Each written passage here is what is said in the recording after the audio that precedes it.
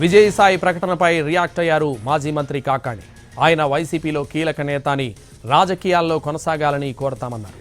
TDP ఆయనపై కుట్ర పన్నిందని ఆరోపించారు. కక్ష సాధింపులకు పాల్పడ్డా చలించకుండా ఎదుర్కొన్నారని చెప్పారు కాకాణి గోవర్ధన్ రెడ్డి. కీలకమైనటువంటి వ్యక్తి, వైఎస్ఆర్ కాంగ్రెస్ పార్టీ ఆవిర్భావం నుంచి వైఎస్ఆర్ కాంగ్రెస్ పార్టీ కోసం కృషి చేసినటువంటి వ్యక్తి.